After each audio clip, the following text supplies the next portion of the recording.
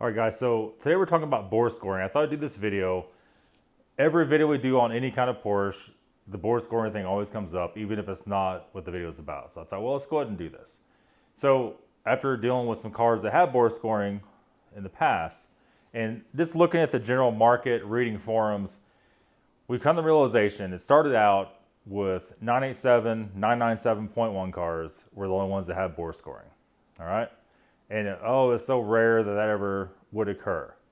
As time goes on, we're seeing now you're a lot more likely to have it than not. It's not a matter of if, it's a matter of when it's going to bore score. And if the car is over 100K on it, your chances are going to probably 90%. It's really high. We're starting to see a plethora of these cars come on the market with their bore scored. 997.2, 997.2. That started off with those never bore score, the problem's been fixed. And as time goes on now, the problem has not been fixed. It's been made slightly better. And those are now bore scoring too.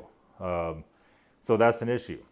You know, the problem is you have it's like anything else. You have your major brands, your one or two main players on the re-sleeving process. They basically come in, charge tenfold the money to do a simple machine job, and are willing to fight with anybody else in the market to knock anybody else out that tries to come along. There is a lot of the people doing the sleeve job, and without mentioning names, you guys probably already know, who it is and what's what. $10,000 to re-sleeve something is not that's not normal. And what people say, oh, you own a Porsche, you pay the price, right? You own a Porsche, you pay to suffer, I guess. But that's not the case. And I made a video before in the past.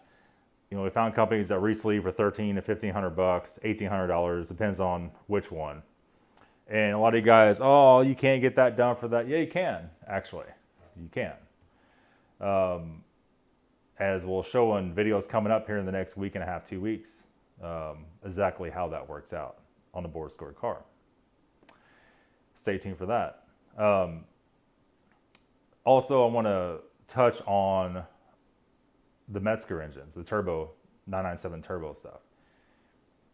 A lot of guys say those don't bore score, is not a problem. But here's what you got to understand. The thing you have to understand is most 99.9% of those cars don't get a lot of mileage put on them. Can they bore score? Yes. Is it as likely? No.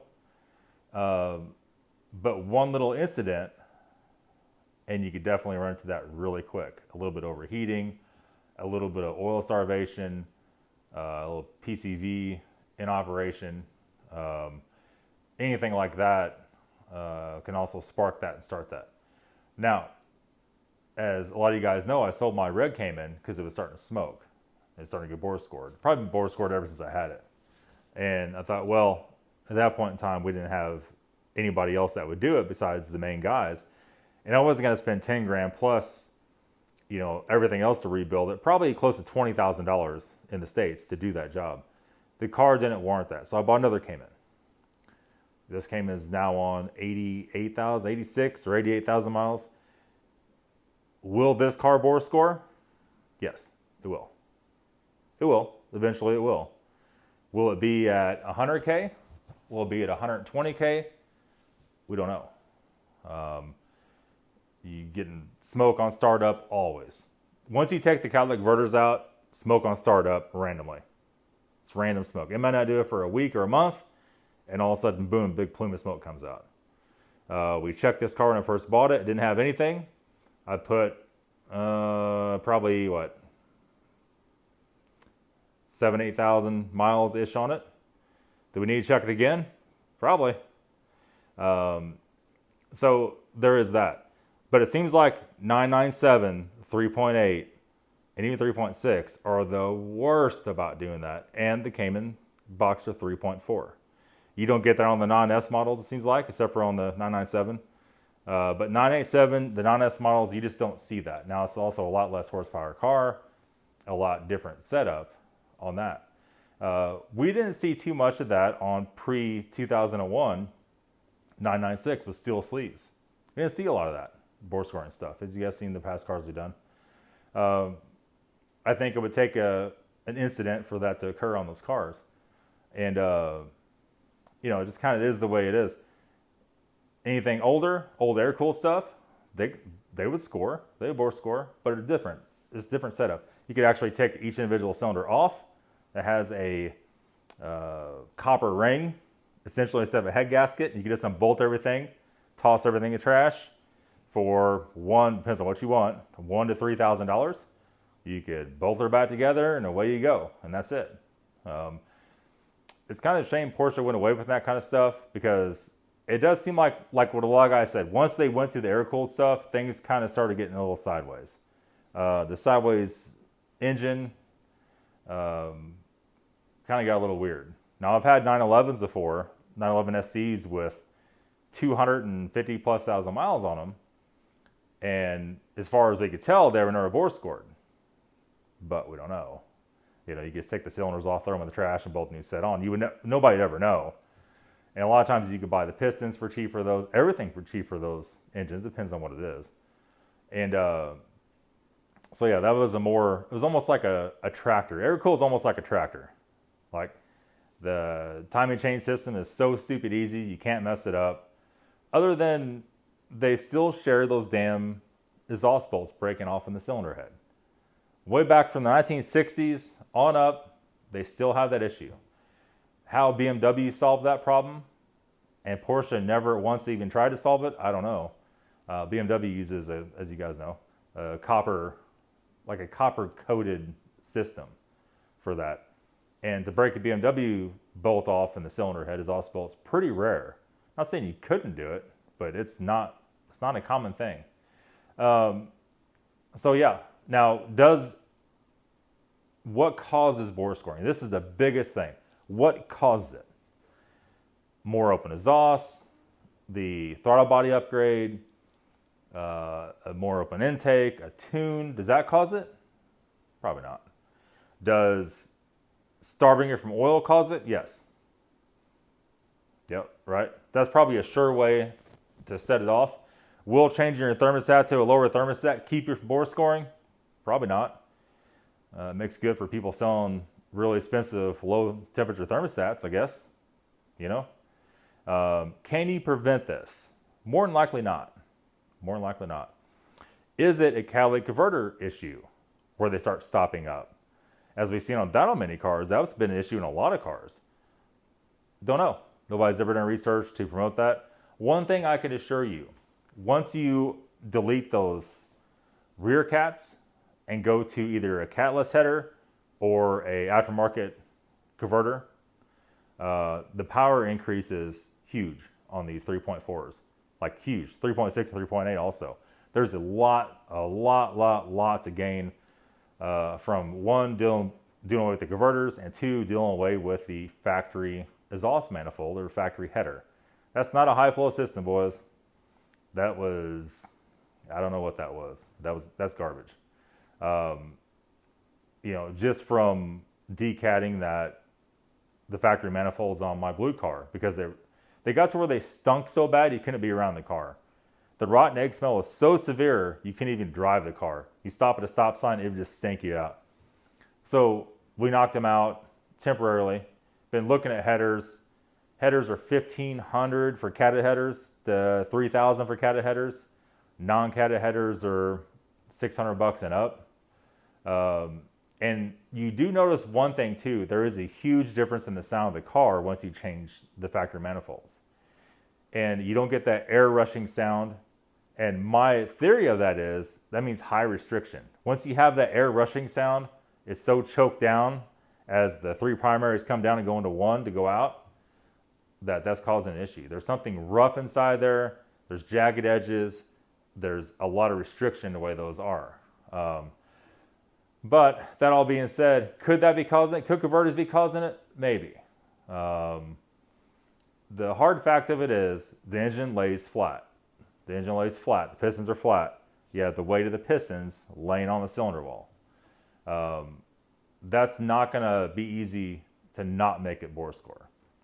And then instead of doing steel liners, you have a NASCO liner. that's sprayed on.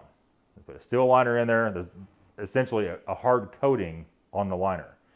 Once that coating starts wearing down, the steel for the actual liner, the main part of the liner, is not hard and it wears real fast.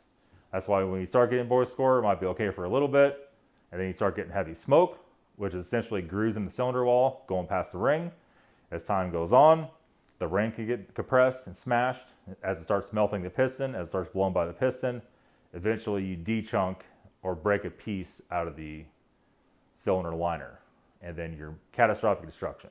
If you have, let me be clear, if you have bore score, if you have a car that's bore scored and it is ticking, tick, tick, tick, tick, tick, when at a hot idle, if it's ticking at hot idle or even all the time, that's even worse, and it's smoking, and you scoped it and it's got some scratches, do not keep driving that car. It will blow up, it'll de-chunk the whole freaking thing, and you will literally have to throw the whole engine in the trash can. A used 997, 987, whatever engine, they start about 10 grand and go up for just a used engine. That's not saying that's going to be a better engine than what you got. That's just a used engine. Then you still would have to go over the whole thing as soon as you got it in, put on the engine stand, scope everything in the oil pan on the top, make sure there's no scratches on it. Then you can put it in. Then, how long will that engine run before it bore scores? Probably not long. If you go buy a 997, the going rate for a 997 in the United States right now is $40,000 and up. That's the bottom. $40,000 is the bottom. You could get some gutter trash can special for 32 or 35 that you don't want to own, or pay 40 for one that runs pretty good, or pay 70 for a low mileage example. So let's say you went and paid 70 for one, you overpay for one, trying to get out of this bore score problem. Will that get you out of this? No, it won't. That thing will bore score with a snap of a finger and you're going to be out at least 20 grand. If you can't wrench on your own car, you just dropped it off somewhere and say, here, fix this. I don't even know the number, boys. Probably 30. I would say 30 would be a nice solid number. To tear that engine down, send the case halves off. You got to pay top dollar for all that. You got to buy all the gaskets. You got to do everything. And you're probably going to have to do pistons and rings, rod bearings, should do main bearings, all the bolts holding the case halves together, the main rod bearing bolts, the rod bolts are all stretch bolts. You got to replace all that stuff. It's a huge, huge cost. And you're probably 5 to 7 grand just in stuff. Then, if you do all that, and let's say the car is 50,000 miles, once that car starts getting to 80,000 miles, and the older the worse it is, then it's going to need all the coolant lines in the front and the rear, expansion tank, water pump, thermostat. Then, the closer you get to 100K, 80 to 100K, you start noticing suspension's getting loose, right? Suspension's getting loose, and you need coffin arms, you need forward and rear facing control arms, front and rear, everything. You need brake disc, you need $1,000 worth of control arms, you need $600-700 worth of Brembo brakes. If you have PASM suspension, looking at those for my car's got one barely seeping, one of the struts. That's $2,000 for 4 struts.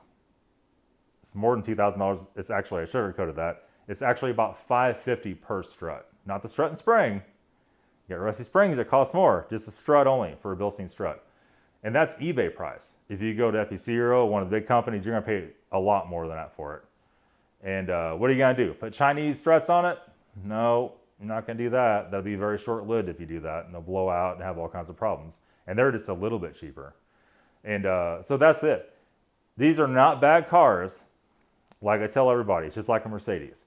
It takes a very watchful, caring hand with these cars. And you always have to be prepared for the worst.